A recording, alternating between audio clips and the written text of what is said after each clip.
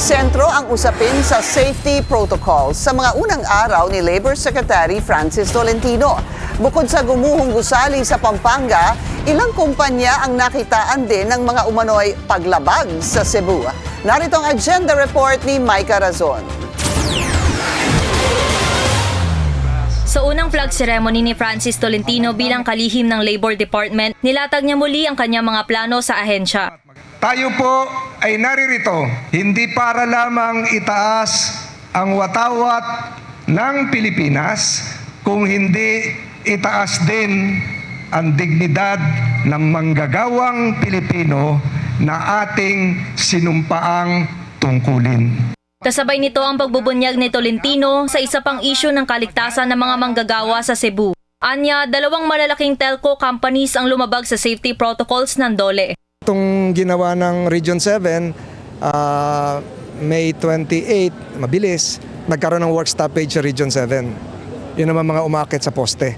At nagkakabit ng mga linya ng kuryente, linya ng internet ata. Yun yung aalamin ko ngayon. Nakita ho natin na hindi po nila naobserbahan yung basic na mga occupational safety and health requirements. Nakikita po natin ay yung mga empleyado nila umaakyat sa poste, nag-i-install ng wiring, wala namang PPE. Ayon pa sa DOLE Region 7 Director, may casualties na rin na naitala dahil sa paglabag sa safety protocols. For 2025, umabot yata ng mga 8 na namamatay. Alarming kasi yung mga cable wires, dangling wires, yung mga manggagawa natin na papasok to and from work ay nagmumotor na aksidente din. Inamin din ni Buena Fe na ang Region 7 ang may pinakamaraming bilang ng safety-related issues incident sa mga manggagawa noong nakaraan at ngayong taon. Matatanda ang isa sa mga tinitingnang anggulo kung bakit maraming nasawi sa gumuhong gusali sa Angeles, Pampanga ay ang paglabag sa safety protocols ng DOLE, ang Golden Years Construction na pagmamayari ni Joel Koo. Nakatakdang ilabas ng DOLE sa June 12 ang kanilang findings sa isinasagawang investigasyon sa trahedya.